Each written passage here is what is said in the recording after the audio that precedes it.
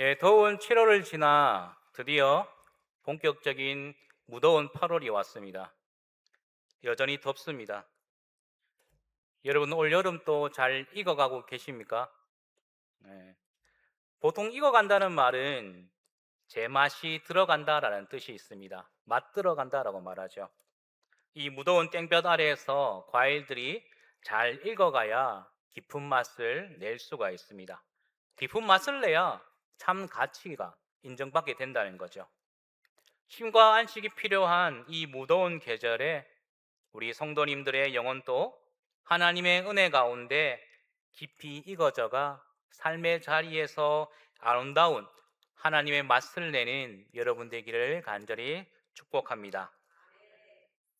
조신영 작가가 쓰인 쿠션이라는 책이 있는데요. 그 책에 보면 사람마다 내면의 우물을 깊게 파 마음의 공간을 넓힌 사람들에게는 영혼의 쿠션이 존재한다라고 기록하고 있습니다. 영혼의 쿠션이 겹겹하게 쌓여 있는 사람은 외부에서 어떠한 거센 충격이 밀려와도 그 쿠션이 충격을 흡수해 주기 때문에 부딪혀도 상하지 않고 넘어져도 오뚜기처럼 다시 일어설 수 있는 회복 탄력성이 생기는 것입니다. 반면 내면의 우물이 얇고 영혼의 쿠션이 얇은 사람은 작은 충격조차 그 영혼에 그대로 전달되기에 영혼뿐만 아니라 그 삶에도 흔들리게 된다는 것이죠. 그렇기에 오늘 우리는 내면의 우물을 더 깊이 파고 영혼의 쿠션을 더 두껍게 쌓아 올려야 하겠습니다. 성도들의 마음에도 영적인 쿠션은 필수품입니다. 삶의 풍파가 거세게 불어온다 할지라도 육신이 지치는 이 계절 속에서 하나님의 은혜라는 쿠션이 우리 지친 영혼 가운데 그 밑바닥에서부터 확실하게 받쳐주고 있다면 우리는 넘어져도 오뚜기처럼 다시 일어나는, 다시 회복할 수 있는 회복 탄력성이 생기게 될 것입니다. 여러분, 쿠션하면 무엇이 떠오릅니까? 방석이죠, 방석.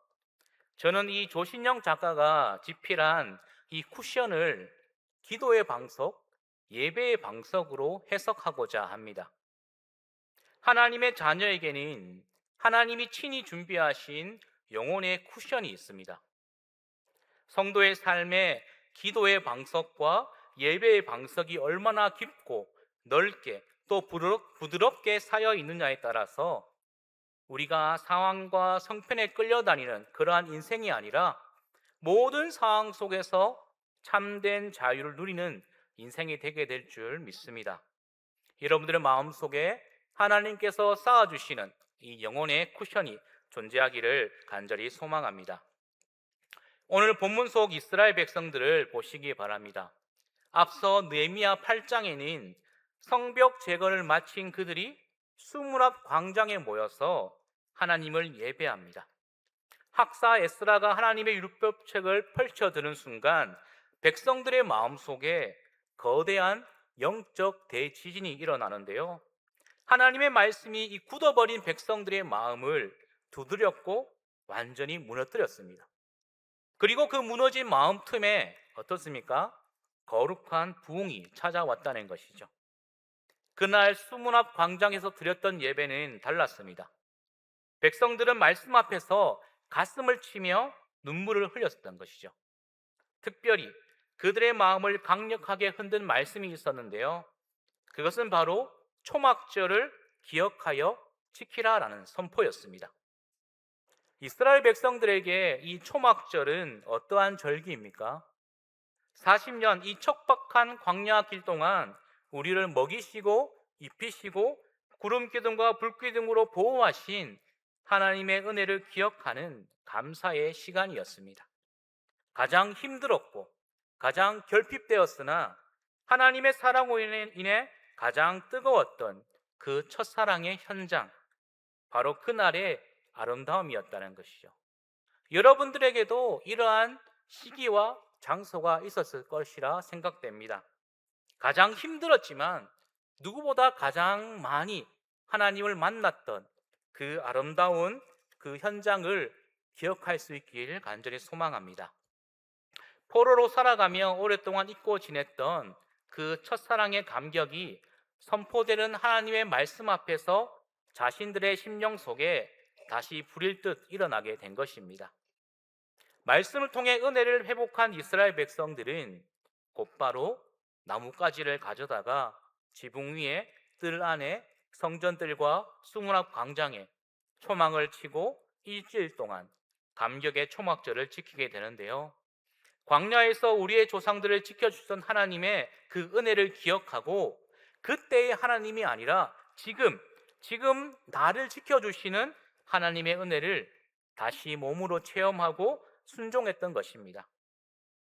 말씀이 선포되어질 때 깊은 회개가 일어나고 그 회개를 통해 하나님의 사랑을 기억하게 되며 깨달은 하나님의 사랑이 다시 구체적으로 순종과 행함으로 이어지는 이 거룩한 은혜의 순환이 일어나게 된 것이죠. 이 거룩한 은혜의 순환은 역사적으로 성령의 임재가 있는 모든 곳에서 동일하게 이루어졌습니다.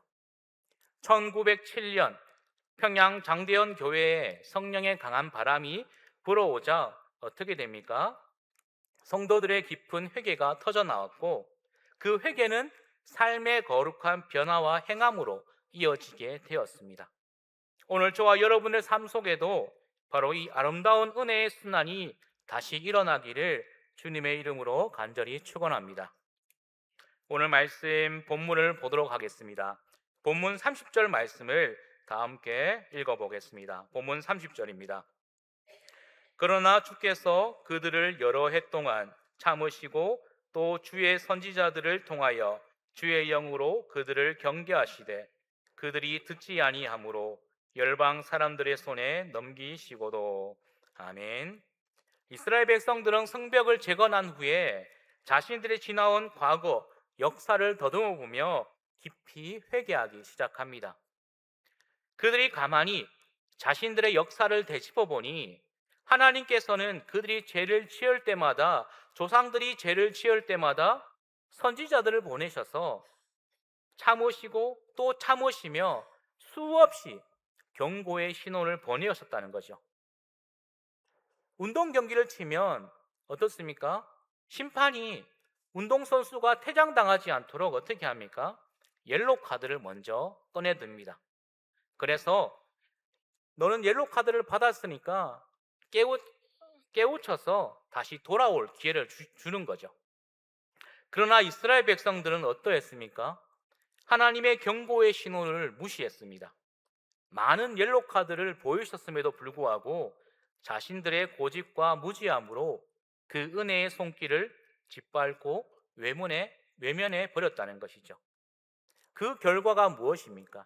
하나님의 경고를 무시한 결과가 무엇이었습니까? 이스라엘은 역사 속에서 애굽의 종살이를 430년간 경험했습니다. 남유다는 바벨론에서 70년 포로 생활을 경험했습니다. 이후에도 페르시아, 헬라, 로마의 지배를 받으며 오랜 세월 외세의 통치를 경험하게 됩니다. 그것이 바로 불신앙의 결과였죠. 그러나 그 모든 역사 속에서도 하나님은 언약을 잊지 않으시고 때마다 회복의 은혜를 베풀어 주시는데요. 여러분, 옐로우 카드는 선수를 쫓아내기 위해서 던지는 카드가 아닙니다. 정신 차리고 다시 뛰게 하기 위한 카드가 옐로우 카드입니다. 운동선수가 경고를 받았을 때 자신의 플레이를 돌아보지 않고 또다시 그 같은 행동을 하게 된다면 어떻게 되겠습니까? 또 다른 옐로우 카드를 받게 될 것이고, 그렇게 되면 경고 누적으로 레드카드를 받고 퇴장당하게 될 것입니다. 오늘날 세상은 우리에게 속삭입니다. 내 생각대로 살아라. 말씀에 얽매이지 말고 자유롭게 살아가라. 거짓된 자유가 진실인 양 우리를 유혹하고 있습니다. 세상이 주는 자유는 우리를 무너뜨리는 가짜 자유입니다. 말씀이 주는 자유만이 우리를 살리는 진짜 이유가 되는데요. 진짜 자유가 되는데요. 성도는 세상의 가짜 육뒤에 숨은 경고의 사인을 분별할 줄 알아야 합니다. 세상 유혹의 흐름에 끌려다니지 않고 다시 말씀의 자리로 돌아오는 성도님들이 되시기를 축복합니다. 뜻을 정하여 바벨론 왕의 진미와 포도주를 거절했던 청년 다니엘처럼 가나안의 온갖 우상 문화 속에서도 오직 나와 내 집은 여호와를 섬기겠노라 결단했던 여호수아처럼 우리도 선포해야 할 때입니다. 나는 세상의 유혹과 환경에 끌려다니는 존재가 아니라 나는 하나님의 자녀다. 그 세상 속에서 나는 하나님의 자녀임을 담대하게 선포할 수 있는 여러분들 되기 바랍니다. 이 믿음의 선포, 이 믿음의 고백으로 세상을 이기는 귀한 하나님의 백성이 되기를 축복합니다. 두 번째로 나를 이끄시는 하나님의 크신 은혜와 긍휼을 사모하시기 바랍니다. 본문 31절을 다 함께 읽어보겠습니다. 주의 크신 긍휼로 그들을 아주 멸하지 아니하시며 버리지도 아니하셨사오니 주는 은혜로우시고 긍휼히 여기시는 하나님이 시민이다. 아멘. 느헤미야와 이스라엘 백성들이 말씀 앞에 엎드려 울고 또 울었던 진짜 이유가 무엇이겠습니까? 단순히 자기 자신들의 죄가 부끄러워서 이들이 눈물을 흘린 것이 아닙니다. 자신들이 그토록 하나님을 버리고 거역했음에도 불구하고 어떻습니까?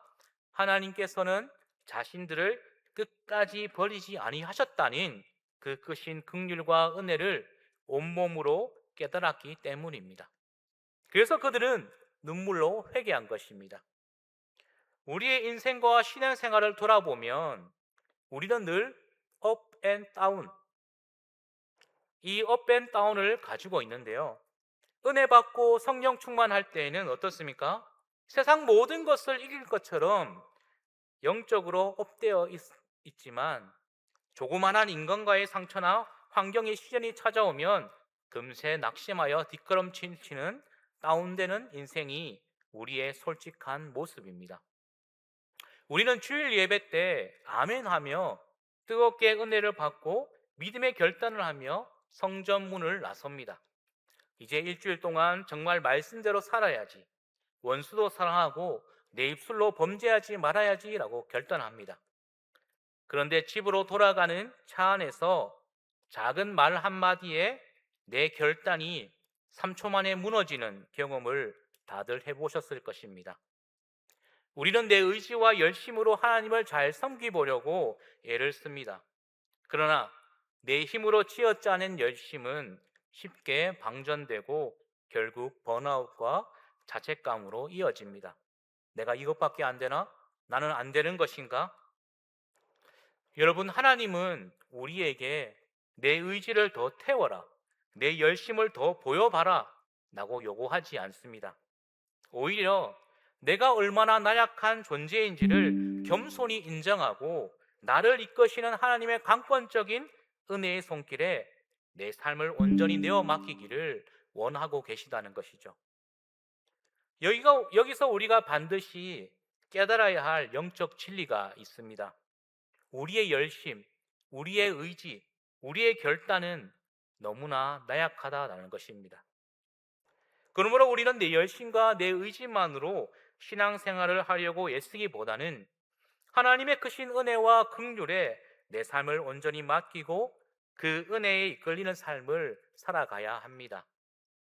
하나님, 내 힘과 지식으로 내 인생과 가정을 이끌어오던 교만을 내려놓사오니 주님의 은혜와 성령의 강한 손으로 나를 이끌어 주옵소서. 날마다 엎드려야 한다는 것입니다.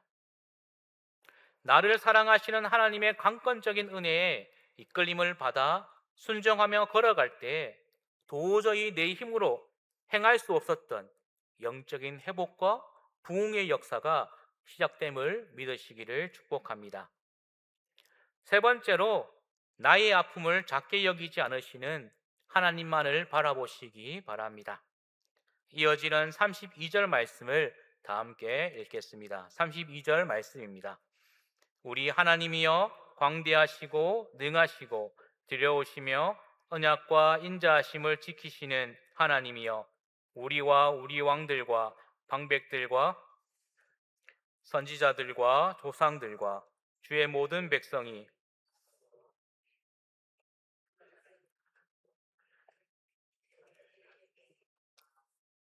아멘.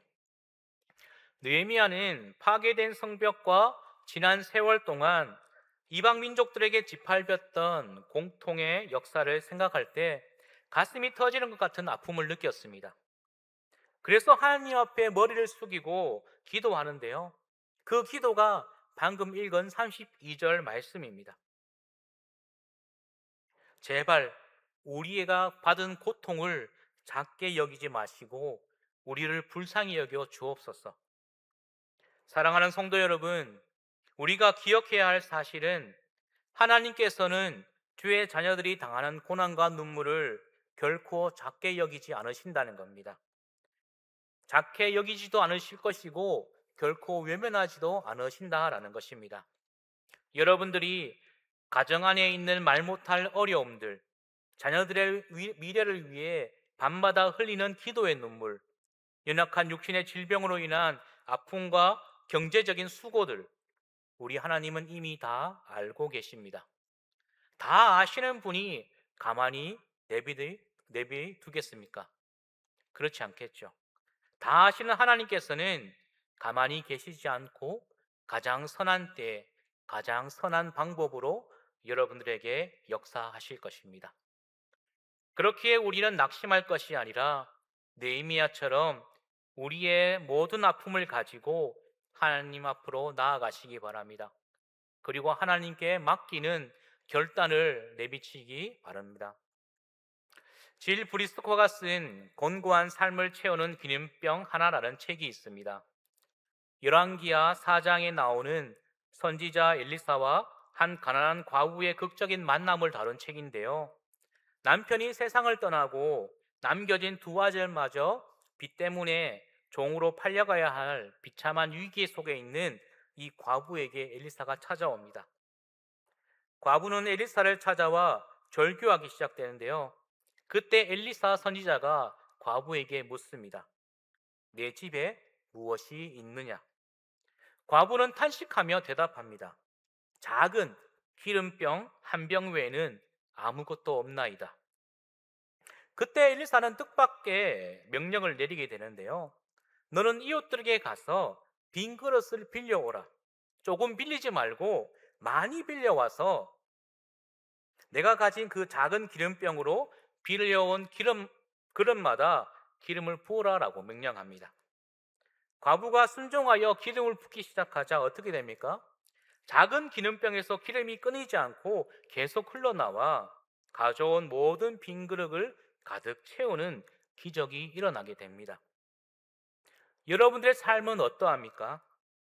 내 삶에는 건강도 약하고 돈도 없고 나를 도와줄 사람도 없고 앞이 보이지 않습니다. 그것으로 인해 낙심하고 계시지 않습니까? 우리는 끊임없이 내가 없는 것에 대해서, 부족한 것에 대해서 그것을 바라보면서 절망하고 있습니다. 이제 내게 아무것도 남아있지 않아. 나는 아무것도 할 수 없어. 라고 하며 탄식할 때가 너무나 많다는 것이죠. 그러나 여러분, 우리가 바라보는 시선과 하나님이 바라보는 시선은 너무나 다릅니다. 하나님은 내게 없는 것을 보는 것이 아니라 내 안에 이미 남아있는 것을 바라보십니다. 여기서 기름병 한 병은 무엇을 의미할까요? 이 질 브리스코는 이 작은 기름 한 병을 내 안에 임재해 계시는 성령님으로 묘사합니다. 사탄은 우리에게 동일하게 질문하게 되는데요. 내게 무엇이 있느냐? 너에게 있는 것은 비참한 빈 그릇뿐이다라며 절망을 입힙니다. 그러나 주님께서 우리에게 명하시는 질문은 다릅니다. 내게 무엇이 있느냐? 작은 기름병 하나, 그것이면 충분하다. 세상 눈으로 보면 작고 초라해 보일지 몰라도 우리 안에 있는 성령님은 우주보다 크신 성령님입니다. 그 작은 기름병 하나, 그 기름병이 바로 전 우주보다 크신 성령의 역사라는 것입니다. 내가 처음 주님을 만나 눈물 흘렸던 그날의 아름다움, 내 안에 성령님이 찾아오셨던 그 은혜의 그날을 기억할 때 낙심과 절망에 빠졌던 우리의 메마른 빈 그릇은 다시 주님의 은혜로 채워지기 시작할 것입니다. 사랑하는 성도 여러분, 오늘 여러분들의 빈 그릇은 무엇입니까? 지쳐버린 건강의 그릇입니까? 살 한 톨 남아있지 않는 물질의 메마른 그릇입니까? 자녀를 향한 안타까운 눈물의 그릇입니까? 포기하지 않고 성전에 나와 드리는 그 작은 무릎의 기름 한 병, 주님의 이름을 부르며 흘리는 눈물의 기름 한 병이 남아있다면 그것으로 충분합니다. 내 안에 계신 성령님을 바라보며 나아갈 때 주님은 우리의 빈 그릇을 기적과 은혜의 기름으로 채워주실 줄 믿습니다. 우리의 삶의 진짜 문제는 물질의 결핍이나 환경의 무너짐이 아닙니다. 내 안에 이미 임재해 계시는 하나님을 바라보지 못하고 소망을 잃어버리는 영적 메마름이 진짜 문제입니다. 내 힘이 바닥나고 빈 그릇처럼 인생이 공고해졌을 때 내 안에 계신 성령님을 바라보십시오. 그분께서 부어주시는 영적인 기쁨과 성령의 기름 부으심이 임할 때 우리는 내 삶을 누르던 어떠한 혼란과 문제도 능히 작게 여기며 일어설 수 있게 될 것입니다. 오늘 본문 마지막 절 말씀 38절 말씀을 다 함께 읽어보겠습니다. 38절 말씀인데요. 우리가 이 모든 일로 말미암아 이제 견고한 언약을 세워 기록하고 우리의 방백들과 내 사람들과 제사장들이 다 임봉하나이다 하였느니라. 아멘. 초막절의 은혜를 회복하고 하나님의 긍휼하심을 깨달은 느헤미야와 백성들은 이제 하나님 앞에서 다시는 과거의 그릇된 삶으로 돌아가지 않겠노라 결단하며 시작합니다. 견고한 언약을 세웠습니다. 그리고 그 약속의 보증으로 지도자들부터 시작하여 문서에 도장을 찍어 다시는 풀어지지 않도록 임봉하였습니다.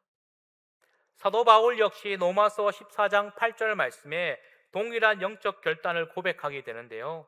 우리가 살아도 주를 위하여 살고 죽어도 주를 위하여 죽나니 그러므로 사나 죽으나 우리가 주의 것이로다 라고 고백합니다. 사랑하는 성도 여러분, 우리 가슴에 새겨야 할 핵심이 바로 이것입니다.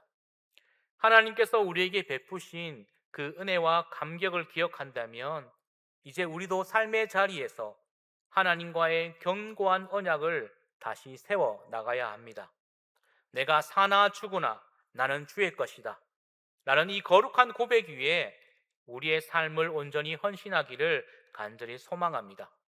그리고 그 결단 위에 도장을 찍어 다시금 그 결단이 흐트러지지 않도록 임봉하는 여러분 되시기 바랍니다. 여러분, 하나님을 만났던 그 감격, 그날의 아름다움을 기억하시기 바랍니다. 여기 모이신 모든 분들 각자의 삶에서 하나님이 어떻게 임하셨는지는 각자의 삶마다 다 다를 것입니다. 하지만 여러분들 한 분 한 분 모두에게 하나님이 함께 하셨던 그날의 아름다움이 있을 것입니다. 그 아름다움을 기억하시기 바랍니다. 주일 예배 시간에 성전에서 하나님을 만났다면 성전 문을 나서는 삶의 자리에서도 여전히 그 하나님을 만나야 합니다. 주일에 받은 은혜와 사랑을 평일의 일상 속에서도 동일하게 나누며 살아가야 됩니다. 우리의 신앙은 주일 하루에 멈추는 일회성의 이벤트가 아니라 월요일부터 다시 시작되는 삶의 연속이기 때문입니다. 그래서 우리의 일주일은 매 순간 하나님과 함께 숨쉬는 은혜의 현장이 되어야 됩니다. 여러분, 월요일은 어떻게 해야 될까요? 제가 방송실에 요청을 했는데요. 함께 읽어보겠습니다. 자, 월요일은 원래 하나님을 만나는 날이고, 자, 화요일은 화내지 않고 어떠한 문제라도 주님의 은혜로 웃어 넘기는 날이며, 수요일은 수다 떨듯 하나님과 깊이 대화하는 날이고, 목요일은 목 빠지게 하나님을 기다리는 날이며, 금요일은 금방이라도 주님 오실 듯 뜨겁게 주님을 맞이하는 날이고, 토요일은 토다지 말고 무조건 하나님께 착 붙어 있는 날이며, 일요일은 일생의 가장 기쁜 마음으로 다시 주님을 예배하는 날이 되어야 합니다. 아멘. 이처럼 주일의 감격이 월요일의 삶으로 번져가고 평일 동안 하나님과 함께 걸었던 은혜의 발자국들이 다시 주일의 뜨거운 찬양과 감사로 모이는 삶. 이것이 바로 하나님께서 오늘 우리에게 원하시는 진짜 예배자의 모습입니다. 휴가와 안식의 달을 지나며 오늘 우리가 어디서 그 은혜와 사랑을 잃어버렸는지 다시 한번 돌아보시기 바랍니다. 내 고집과 힘을 내려놓고 나를 이끄시는 하나님의 크신 긍휼하심에 나 자신을 온전히 맡기시기 바랍니다. 하나님께서 저와 여러분의 영혼 위에 세상이 찢을 수 없는 단단하고 부드러운 은혜의 쿠션을 깔아 주셨을 것입니다. 은혜의 쿠션 위에서 참된 신과 회복을 누리며 결단하시기 바랍니다. 나는 사나 죽으나 주님의 것입니다. 주님께서 내 삶을 인도하여 주실 것입니다. 아멘. 담대히 선포하며 그날의 아름다움을 기억하고 은혜로 승리하는 성도님 되시기를 간절히 축복합니다. 기도하시겠습니다.